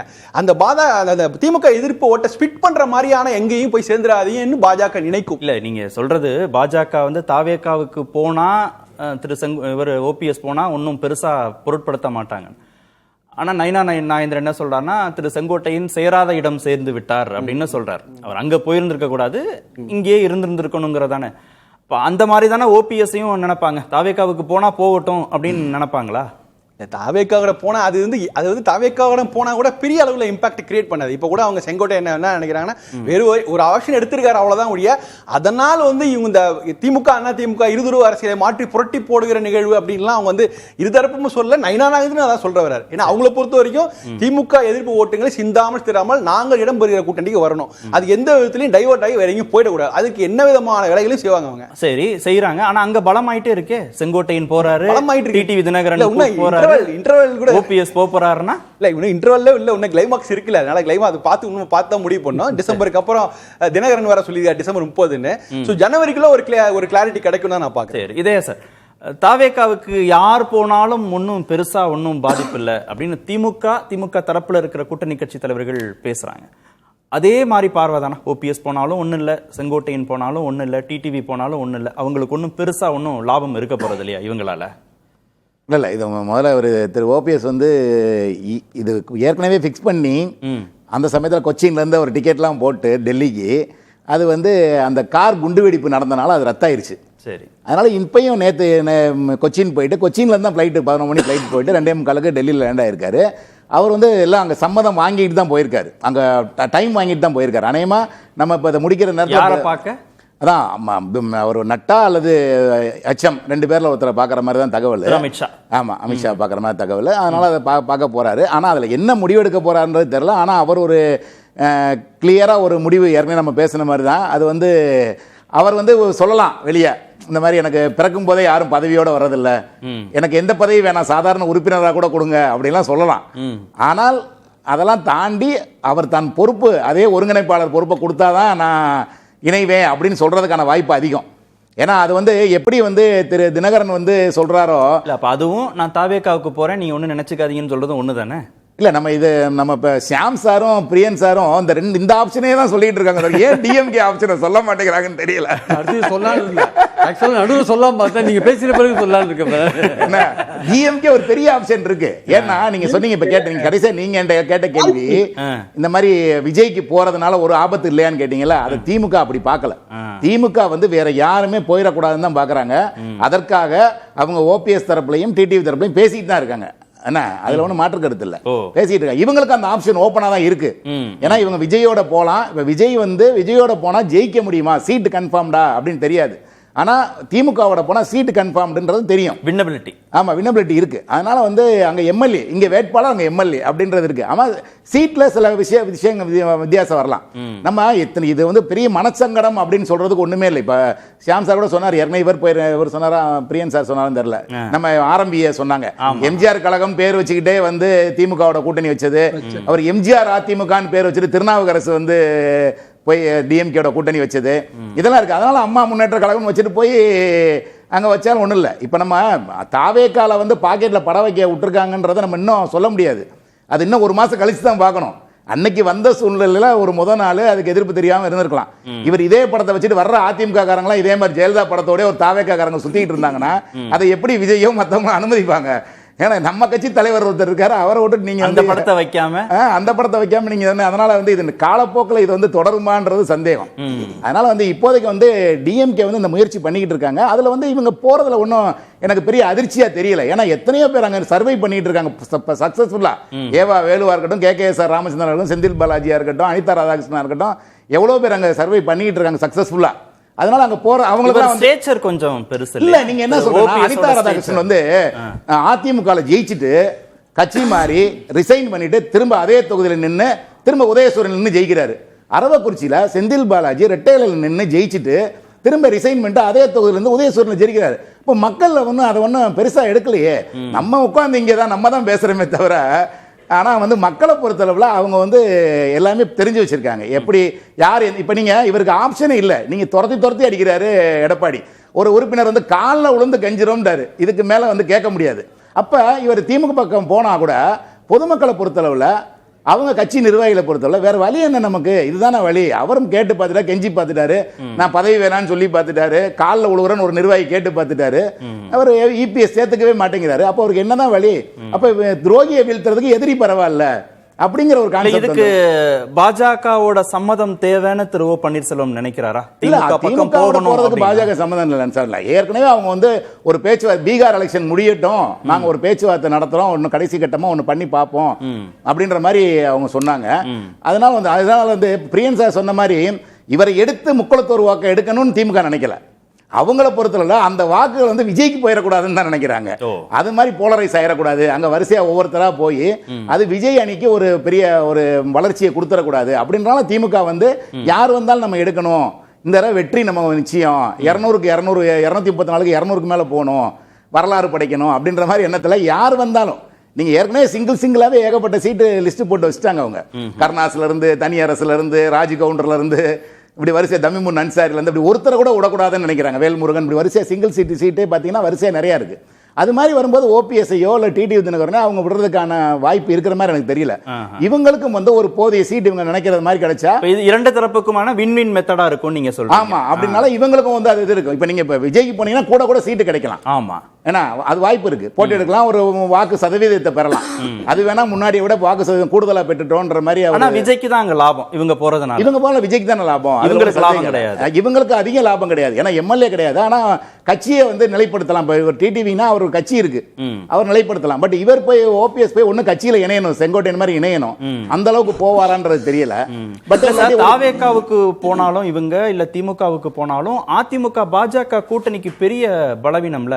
அத எடப்பாடி பழனிசாமி வேண்டாம் இவங்கன்னு சொல்றதுல இருக்கக்கூடிய அரசியல் புரியுது. பாஜகவும் உறுதியா இருப்பாங்களா இந்த ஒருங்கிணைப்புக்கான சாத்தியம் இல்லைன்னு? நீங்க பாஜக வந்து உறுதியா இருப்பாங்களா? நீங்க ஆரம்பத்திலேயே வந்து அவங்க வந்து இதை எடப்பாடிட்ட சரண்டர் ஆயிட்டாங்கன்னு தான் சொல்ல முடியும். ஏன்னா அவருக்காக அண்ணாமலையை மாத்தினாங்க, ஏன்னா அவருக்காக வந்து அண்ணாமலையே கூட்டு வந்து சொல்ல வச்சாங்க, எடப்பாடி பழனிசாமி வந்து நம்ம முதல்வர் ஆட்சி அமைக்கணும் அப்படின்னு சொல்லி பேச வச்சாங்க. அவர் கேட்ட மாதிரி அவருக்கு சாதகமான ஒரு அதிமுக முன்னாள் பிரமுகரை கொண்டு தலைமை பொறுப்புக்கு வைக்கிறாங்க. அப்ப எல்லா இடத்துலயுமே வந்து அவர் ஏறக்குறைய அவர் நினைச்சதுதான் நடந்திருக்கு. எடப்பாடி பழனிசாமி ஆமா, இங்க ஆம் ட்விஸ்ட் இவங்க பண்ணல, இவர் தான் அவங்கள பண்ண மாதிரியான ஒரு சித்தரிப்பு மாதிரி இருக்கு. அதனால இப்பயும் வந்து இப்ப டிடிவி தினகரனை பொறுத்தளவுல அவர் வந்து எடப்பாடி பழனிசாமி வேணான்னு முடிவு பண்ணனால அவர் எடப்பாடி பழனிசாமி இல்லாத அந்த என்டிஏ அணி வேணான்றதுக்காக தான் அப்படி கூட சொல்லலாம் அவர். சரி சார், எடப்பாடி பழனிசாமி சொல்ற எல்லா சமரசங்களுக்கும் பாஜக ஒத்து போகுதுன்னு நீங்க சொல்றீங்க இல்லையா ஆரம்பத்துல இருந்து. அது திரு எடப்பாடி பழனிசாமி அதிமுகவை பலப்படுத்தவா பலவீனப்படுத்துமா? இல்ல, அது வந்து இப்போ ஒரு கூட்டணியில நீங்க அவரையே முடிச்சீங்கன்னு வைங்க, அந்த கட்சி இன்னும் உடஞ்சு போயிடும், நீங்க இன்னும் பலவீனப்படும்ல. நீங்க இல்லாத ஒரு தலைமைன்னு ஒரு உதாரணம் சொல்றேன், வேலுமணியை தங்கமணியை அவங்க கொண்டு நிறுத்துறாங்கன்னு வைங்க, அப்ப எடப்பாடி தலைமையில இன்னொரு பிளவுல வரும். அது அவங்க ஒரு தலைமை, இவங்க ஒரு டீமை சேர்க்கணும், அப்புறம் திரும்ப இரட்டை இலை போராட்டம் வரும். அது வந்து அதிமுக இன்னும் பலவீனப்படுத்தி என்டிஏவை இன்னும் பலவீனப்படுத்துறோம். அதனால வந்து அதுக்கு வாய்ப்பு இல்ல. அவங்க வந்து பாசிட்டிவா இந்த தேர்தலில் திரு எடப்பாடி பழனிசாமி தான் முதல்வர் வேட்பாளர், என்டிஏவோட முதல்வர் வேட்பாளர்ங்கிற முடிவுக்கு பாஜக வந்துட்டாங்க. அதுக்கு சேர்க்கறது தான் இப்ப இவர் கூட கூட்டு போயிருக்கலாம். ஆனா இவர் போய் அங்க ஒரு அஷூரன்ஸ் இல்லாம போய் அடுத்த கட்டத்துக்கு போவாரா அப்படின்றதுல எனக்கு ஒரு சந்தேகம். Okay, Priya sir, DMK option பேசுனீங்க இல்ல, ஆக்சுவலா வந்து முந்தி ஓபிஎஸ் வந்து ஸ்டாலினை சந்திக்கும் போது நம்ம டிஸ்கஷன்லாம் பேசும்போது அப்ப நான் ஒரு வார்த்தை சொன்னேன். அந்த வட்டாரத்தில் என்ன பேசுறாங்கன்னா, துரோகியை வீழ்த்துறதுக்கு எதிரியோட சேர்ந்தாலும் பரவாயில்ல அப்படின்னு நான் கூட அதை 2-3 தடவை இங்கே பேசியிருக்கேன். நான் கிட்டத்தட்ட ஓபிஎஸ்க்கு வேண்டியவங்கெல்லாம் அவர் கூட ரொம்ப நெருக்கமாக இருக்கிறவங்கலாம் ஒரு தொலைக்காட்சி டிஸ்கஷன்லேயே அன்றைக்கி பேசும்போது, விஜய் கட்சியில் நாங்கள் என்றைக்குமே சேர மாட்டோம், நாங்கள் வந்து துரோகியை வீழ்த்துறதுக்கு எதிரியோடு சேருவோம், நாங்கள் விஜய் பக்கம் நாங்கள் போகவே மாட்டோம், தினகரன் போனாலும் எங்களுக்கு கவலை இல்லை, நாங்கள் போக மாட்டோம்னு ஓபிஎஸ்க்கு வேண்டிய ஒருத்தர் தெளிவாகவே சொன்னார். அப்போ அவங்க இந்த 15க்குள்ளே அவங்க கட்சி ஆரம்பிக்கிறதுன்றது ஒரு கட்சி ஆரம்பித்து ஒரு கூட்டணி வைக்கிற அந்த முடிவில் தான் போயிருக்காங்க. ரெண்டாவது திமுகக்குள்ள போகாமல் கட்சி ஆரம்பித்து கட்சியாக போகிறது தான் அவங்க பாயிண்ட், வேற ஒன்று. அது வந்து மக்கள் மத்தியில் வந்து பெரிய அளவுக்கு வந்து அதிமுக தொண்டர்கள் மத்தியில் ஒரு பெரிய ஒரு அவப்பெயரை வந்து உண்டாக்காது. ஆக்சுவலாக அந்த ஐடியாவில் தான் அவங்க போகிறாங்க. தாவேகா வேண்டான்ற முடிவுக்கு ஏன் வர்றாங்க ஓபிஎஸ் ஆதரவாளர்கள்? அவங்க தாவேகாவில் போனால் உரிய மரியாதை கிடைக்காதுன்னு நினைக்கிறாங்க அவங்க. ஆக்சுவலாக அந்த இடத்துல வந்து உரிய மரியாதை கிடைக்காது. இப்போ செங்கோட்டையனுக்கு கிடைச்சிருக்கிறதுல ஒரு டைம் பீயிங் கிடைச்சிருக்கே தவிர அவர் நிரந்தரமாக நீடித்த வகையில் பார்த்தீங்கன்னா அவருக்கு லாங் ரன்னில் வந்து அவருக்கு வந்து நிறையா பின்னடைவை சந்திக்க வேண்டியிருக்கும்னு அவங்க நினைக்கிறாங்க. இவங்க நினைக்கிறாங்க விஜய் சைடில் பெரிய கௌரவம் கொடுத்து செங்கோட்டையனை வச்சிருக்கிறதா அவங்க சொல்றாங்க. இவங்க அப்படி நினைக்கிறாங்க. ஸோ ஒரு கட்சியா இப்போ திமுகவோட சேர்றதுன்னு ஒரு முடிவெடுத்து கிட்டத்தட்ட பேச்சுவார்த்தைகள்லாம் நடத்தி முடிச்ச பிறகு உதயா சொல்ற மாதிரி தான் பேச்சுவார்த்தைகள்லாம் கிட்டத்தட்ட போயிட்டு இருக்கு. பேச்சுவார்த்தைகள்லாம் போயிட்டு இடங்கள்லாம் பேசிட்டு இருக்கிற லெவலில் இப்போ போயிட்டு அதெல்லாம் வந்து ஹோம் மினிஸ்டருக்கு தெரியாது இருக்காது, ஐபிஎல்லாம் எல்லாம் சொல்லியிருப்பாங்க இந்த நேரத்துக்கு. இப்போ போயிட்டு திமுகவில் சேர்றது அப்படின்ற விஷயத்துக்கு பர்மிஷன் வாங்குறதுக்காக போக வேண்டிய அவசியம் இல்லை. லாஸ்ட் மினிட்ல ஏடிஎம் ஏடிஎம்கேக்குள்ள ஏதாவது போறதுக்கான வழி இருக்கா? என்டிஏக்குள்ள கூட இல்ல, ஏடிஎம்கேக்குள்ள என்டிஏக்குள்ள போறதுக்கு சமரசம் பண்ணாருன்னா அது இவ்வளவு நாள் வெயிட் பண்ணதுக்கு வந்து வேஸ்ட். ஏடிஎம்கேக்குள்ளனா சாதாரண அதிமுகக்குள்ளே ஒருங்கிணைப்பாளரா போகணும். அதான் ஒருங்கிணைப்பாளரால வரணும். ஆமா, இல்ல இது இந்த அளவுக்கு போயிட்டு திமுக இவ்வளவு பேச்சுவார்த்தை எல்லாம் நடத்திட்டு நீங்க கடைசியில் என்டிஏக்குள்ள போறீங்கன்னா அது வந்து உங்களுக்கு சரியான ஒரு பொருத்தமான ஒரு பொசிஷனா இருக்காது ஆக்சுவலா. சோ நீங்க இவ்வளவு நாள் இருந்ததுக்கு வெயிட் பண்ணதுக்கு ஃபைட் பண்ணதுக்கு நீங்க வந்து அதிமுகக்குள்ள ஒரு பொசிஷன்ல போகணும். ஆனா அது வந்து எடப்பாடி பழனிசாமி ஒப்புக்கொள்வாரா மாட்டாரா என்பது ஒரு பெரிய $100 மில்லியன் ஒருங்கிணைப்பாளர்ங்கிற ஓபிஎஸ் ஓட டிமாண்ட் சாத்தியம் இருக்கா நிறைவேறுவதற்கு? இல்ல, இதையா சொல்றதுலயும் பெரிய சொல்றதுலயும் எனக்கு மாற்று கருத்து இருக்கு. என்ன காரணம்னா திமுக இப்போது எடுத்திருக்கிற மிகப்பெரிய ஆன்டி பிஜேபி ஸ்டாண்ட். ஓபிஎஸ் வந்து பிஜேபி மனதை சங்கடப்படுத்துவதற்கெல்லாம் அவர் விரும்ப மாட்டார், பை நேச்சரே அவர் விரும்ப மாட்டாரு. சோ திமுக போய் சேர்ந்தா அது நேரடியாக பிஜேபி கொடுக்கப்படுகிற சவாலா மாறிடும். ஒன்று. இன்னொன்று, தாவேகாவுக்கு போனாலும் அதை செய்ய அப்படி இல்ல, அவங்க இன்னும் அதை பத்தி சரியா சொல்லல. சரி, ஒரு சீட்டுக்கு மேல தருவாங்களா திமுக? அப்போ ஒத்த சீட்டு ஓபிஎஸ் ஆயிடுவாரு அவரு. அது எப்படி வாய்ப்பு? பிஜேபிக்கு இது தாவேகாவுக்கு போனாலும் பிஜேபி எதிர்ப்பு அவர் செய்யணும். அதாவதுங்க எம்எல்ஏவாக ஆகணும்லாம் கட்டாயம் கிடையாது. வேட்பாளராக இருந்து கணிசமான ஓட்டு வாங்கினாலே ஒரு கட்சி வந்து ஸ்ட்ரென்தன் ஆகும். ஆமா. இப்போ டிடிவிக்கான அடுத்த சேலஞ்ச் என்னங்க? அவர் கட்சியை ரெகனைஸ் பண்றது தானே. ரெகனைஸ் பண்றதுனா ஒரு குறிப்பிட்ட சதவீத ஓட்டு வேணும்ல. அத்தனை தொகுதியில நின்னா தானே அந்த ஓட்டு கிடைக்கும். ஆமா. அத்தனை தொகுதி திமுக கொடுக்குமா? சரி, வின்னபிலிட்டி முக்கியம் இல்லையா? வின்னபிலிட்டி எதுக்கு? கட்சியை வந்து நம்ம ஸ்ட்ரென்தன் பண்ணா போதுமே. இன்னைக்கு வந்து சீமான் என்னவா இருக்காரு? Recognised party. நீங்க அடுத்த ஸ்டேஜுக்கு வரணும்ல. வெறும் ரெஜிஸ்ட்ரேஷன்ல எவ்வளவு நாளைக்கு ஓட்டுவீங்க? அப்போ அதிக சீட்ல நிக்கணுங்க. அதுக்கு தான் நான் சொல்றேன், வின்னபிலிட்டியை விட கூட அதிக சீட்ல நின்னா மட்டும்தான் அந்த ஆப்ஷனுக்கு நீங்க போக முடியும். 2 சீட்டு 1 சீட்டு 3 சீட்டு வாங்கிட்டு திமுக கூட்டணிக்கு போனா ஊத்திரும். இன்னொன்று, ஓபிஎஸ் வந்து அதிமுகவுக்கு வருவதற்கு வாய்ப்பே இல்லை. என்ன காரணம்னா அவர் அதிமுக உரிமை கோரி தொடுத்திருக்கிற எல்லா வழக்குகள், சரி, அவ்வளவு வழக்கையும் அவர் வந்து வாபஸ் வாங்கணும். ஓகே. அந்த நிபந்தனையை எடப்பாடி வைப்பாருலப்பா. சரி, அப்ப தாவேகா தான் ஒரே ஆப்ஷன் தயார்னு சொல்லிட்டு வக்கீலுக்கு பீஸா கொடுத்துட்டு இருக்காரு அவரு. சரி, அப்ப தாவேகா தான் ஒரே ஆப்ஷன்றீங்க. அதாவது அவர் அந்த ஆப்ஷனை வேணா கொஞ்சம் லேட்டா சொல்லலாங்க. சரி, அது தனியா வந்து கட்சி ஆரம்பிச்சு தனியா போட்டி போட்டாலும் அவ்வளவுதான். தனித்து நிற்போம், தன்மானம் காப்போம், டெபாசிட் போலதான் போய் முடியும். சரி, 16% ஓட்டு வாங்கினா டெபாசிட் கிடைக்கும். 16% ஓட்டு வாங்கக்கூடிய ஒரு அணி என்பது இன்றைய தேதிக்கு திமுக அதிமுகவை தாண்டி, திமுக அதிமுக கூட்டணியை தாண்டி தாவேகா தான், வேற வழி இல்லை. திரு செங்கோட்டையன், திரு டிடிவி, திரு ஓபிஎஸ் இவங்களுடைய பிரதான நோக்கம் அப்படிங்கிறது திரு எடப்பாடி பழனிசாமியை வீக்கன் பண்ணணும் தான். திரு ஷாம் சார் சொன்னார் இல்லையா, கட்சியுடைய அங்கீகாரம் பெறணும், அரசியல் எதிர்காலம்ங்கிறத தீர்மானிக்கணும் அப்படிங்கிறது அவர்களுக்கு முக்கியமானது. அப்படின்னா அவர்கள் வேறு முடிவை எடுப்பார்கள். திரு எடப்பாடி பழனிசாமியை பலவீனப்படுத்தினா போதுமானது, துரோகங்களுக்கு இறுதி முடிவு அப்படிங்கிற முடிவில் அவங்க இறுதியாக இருந்தாங்கன்னா அவங்க வேறு விதமான கணக்குகளில் அவங்க எடுப்பாங்க. எது அவங்களுடைய ப்ரியாரிட்டியாக இந்த முறை எடுக்கிறதுக்கான வாய்ப்புகள் இருக்கு? இல்லை, இப்போ வந்து திரு டிடிவிட்ட மட்டும்தான் இப்போ கட்சி இருக்கு. ஆமாம், இவர் என்ன கட்சி ஆரம்பிக்கல. இனிமேல் கட்சி ஆரம்பிக்கணும், அது ஒரு ப்ராசஸ். அவர் ஏற்கனவே சாம் சார் சொன்ன மாதிரி அது 1 மாதம் எடுக்கும், டைம் எடுக்கும், அதுக்கு ஒரு செலவு பண்ணணும், அதெல்லாம் இருக்குது. அதெல்லாம் இந்த தேர்தல் நேரத்தில் இனிமேல் ஒரு கட்சியை ஆரம்பித்து ரெஜிஸ்டர் பண்ணி அப்படி கொண்டு வருவாங்களான்றதுல ஒரு கேள்வி இருக்குது. இப்போ இவர் அதனால தான் அந்த மாதிரிலாம் எதுவும் முயற்சி அமைப்பு கூட ஒன்று உருவாக்காமல் டக்குன்னு போய் அங்கே சேர்ந்துட்டார். அதனால் அது இதாகிடுச்சு. அதனால் நீங்கள் சொல்கிற மாதிரி அது வந்து டிடிவிக்கு மட்டும்தான் அந்த இது இருக்குது, கட்சின்ற இது இருக்குது, அந்த பர்சன்டேஜ் வாங்கணுன்ற அவசியம் இருக்குது, அதெல்லாம் இருக்குது. இப்போ இவங்க போனால் மெர்ஜ் ஆகிறாங்கன்னா ஒன்று டிஎம்கேல மெர்ஜ் ஆகலாம், அல்லது டிவிகேல மெர்ஜ் ஆகலாம். அப்படிதான் போக முடியும். இந்த முறை அங்கீகாரம்ங்கிறதுக்கான முன்னுரிமை இருக்குமா? இல்லை திரு இவருக்கு மட்டும் தான் இருக்குன்றேன். அதான் சொல்ல வரேன். அது வந்து திரு தினகரனுக்கு மட்டும்தான், அவருக்கு மட்டும்தான் அந்த இது இருக்கு. மற்றவங்களாம் போய் ஏதாவது மெர்ஜ் ஆக போகிறாங்க, போய் தாவாய்க்கால சேர்ந்தா மெர்ஜ் ஆயிடுறாங்க, திமுக போய் சேர்ந்துட்டாலும் மெர்ஜ் ஆயிடுறாங்க. அங்கே வந்து உங்களுக்கு கட்சியை வந்து பெர்சன்டேஜ் வாங்கி காட்டி அங்கீகாரம் வாங்கணும், தனி சின்னம் பெறணும் அப்படின்றதெல்லாம் அவங்களுக்கு அவசியம் இல்லை. ஸோ இவருக்கு மட்டும்தான் அந்த அவசியம் இருக்கு. இவருக்கு அந்த 2 ஆப்ஷனுமே இருக்கு. ஒன்று, நீங்கள் வந்து ஒரு 10 எம்எல்ஏ நிற்கிறாங்க, 10 எம்எல்ஏ ஜெயிக்கிறாங்க அப்படின்னா அது கட்சி எப்படி இருக்கும்? அது ஒரு விதமான இருக்கும். ஏன்னா 10 எம்எல்ஏ வந்து ஃபீல்டில் இருப்பாங்க. தினகரனுக்கு சொல்றேன், அப்படி இருப்பாங்க. அதே நேரத்தில் நீங்க வந்து அங்க போனா எவ்வளவு கொடுத்துருவாங்கன்றதும் பார்க்கணும். அவருக்கு அங்க 50 சீட்டு தருவாங்களா, அங்கேயும் இல்ல 20 சீட்டுக்குள்ள 15 சீட்டு 20 சீட்டு தருவாங்களா அப்படின்ற கேள்வி இருக்கு. அப்ப அதுக்குள்ள ஓட்டு வாங்கி அதை வந்து அங்கீகாரம் பெற முடியுமா அப்படின்ற ஆலோசனை நடக்கும். அது ரெண்டையுமே அவரை பொறுத்தவரை 2 ஆப்ஷனும் அவருக்கு ஓப்பனா இருக்கு. ஸோ அவர் கடைசியில் வந்து வின்னபிலிட்டி முக்கியமா அல்லது நம்ம பெர்சன்டேஜ் வாங்கி நம்ம கட்சியை வந்து கட்சியை நிலைப்படுத்துறது ஒரு முக்கியம். ஏன்னா இத்தனை வருஷமா நடத்திட்டு வந்திருக்காரு, அது ஒரு போராட்டமா இருக்கும். பட் அது வின்னபிலிட்டி முக்கியம், ஒரு முடிவெடுத்தா கூட ஆச்சரியப்படுறதுக்கு இல்லை. திரு ராம்கி, இப்போ தாவேகா திமுக அப்படின்னு 2 சாய்ஸ் அவங்களுக்கு இருக்கும்போது இவர் உறுதியா அவங்களாம் வேண்டாம் அப்படின்னு திரு எடப்பாடி பழனிசாமி முடிவெடுக்கிறது இருக்கு இல்லையா, அது கூட்டணி பலவீனத்துக்கு தானே அது வழிவகுக்கும். அது எப்படி அந்த இடைவெளி எப்படி அவர் சரி செய்வார்? அதனால் ஏற்படக்கூடிய வாக்கு வங்கி இழப்பை எப்படி அவர் சரி செய்ய போறாரு? அது ஏற்கனவே நம்ம பேசினது தான். அதாவது இவங்களால ஒரு பெரிய வேல்யூ அடிஷன் இல்லை அப்படின்னு எடப்பாடி உறுதியாக நம்புறாரு. ஏன்னா அவங்களுடைய கடந்த கால பாஸ் ரெக்கார்டு பார்த்தீங்கன்னா அப்படிதான் இருக்கு.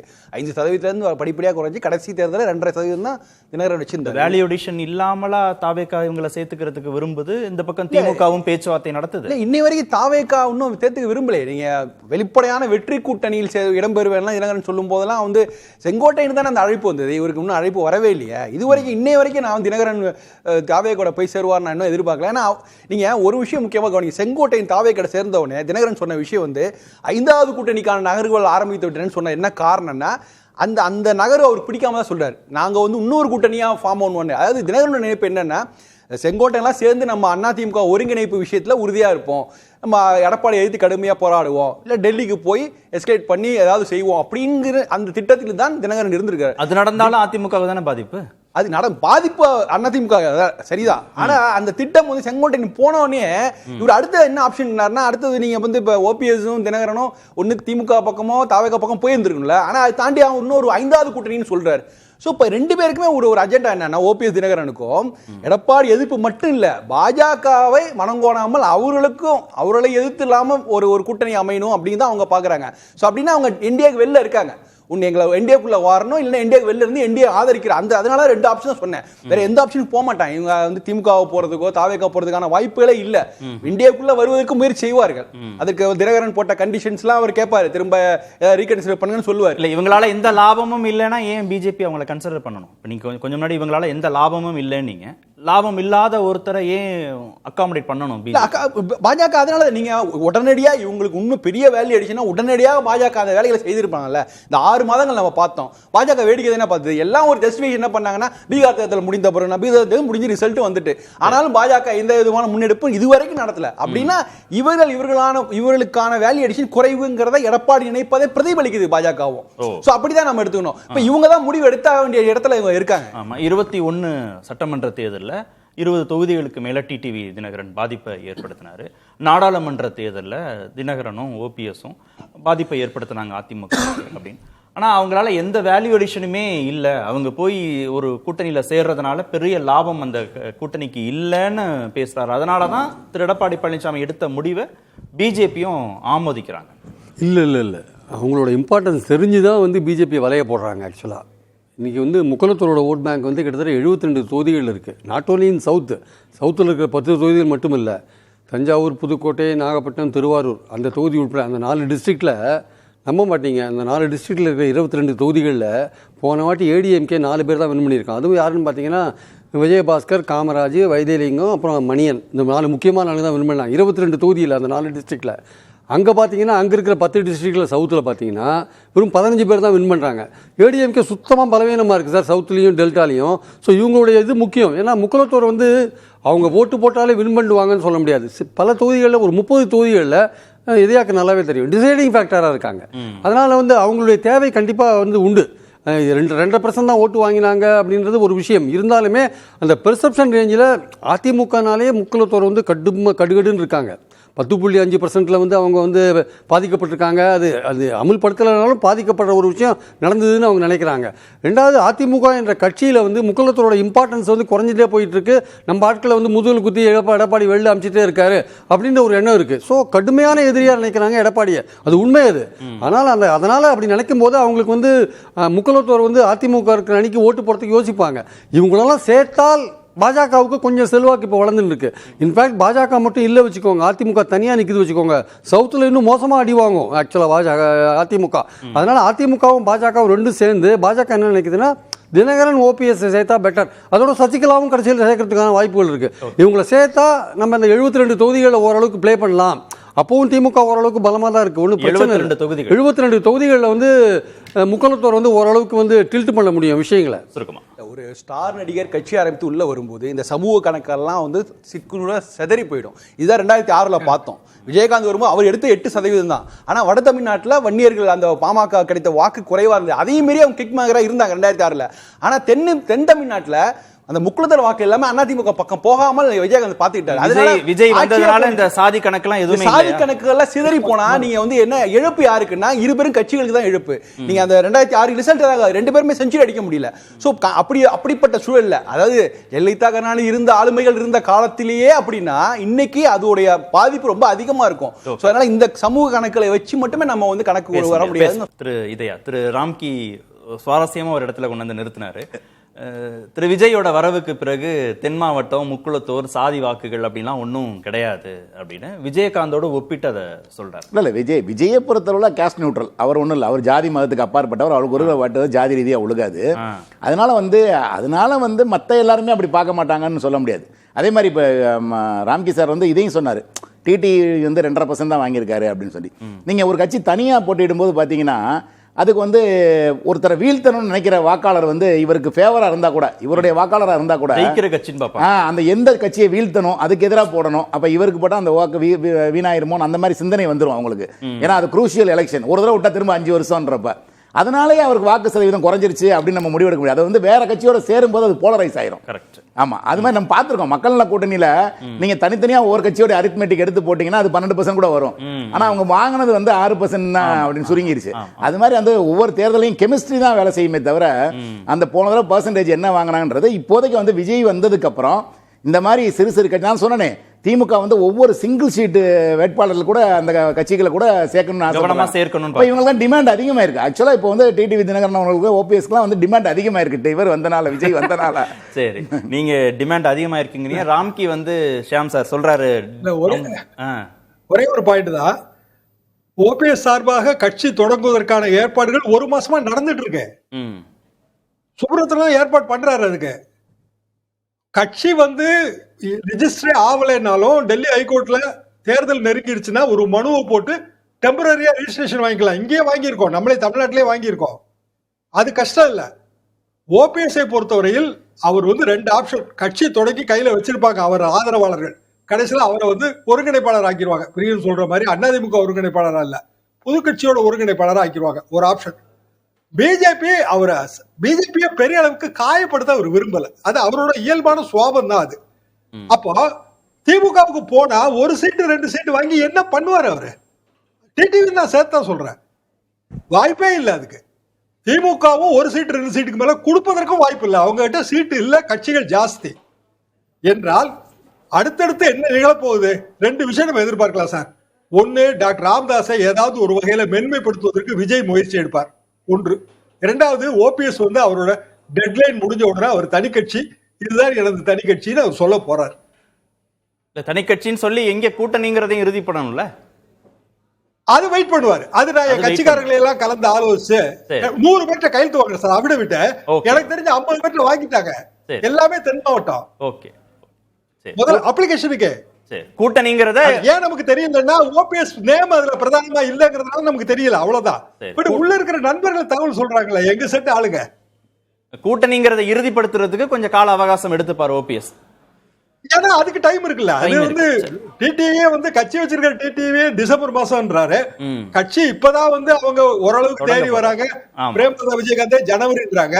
ஓபிஎஸ் வந்து அது பிப்ரவரி வரைக்கும் தள்ளி போடுவார்ல. ஓகே, நன்றி. நிகழ்ச்சியில் பங்கேற்ற அனைத்து நேர்பட பேச நிறைய பேர்கள்.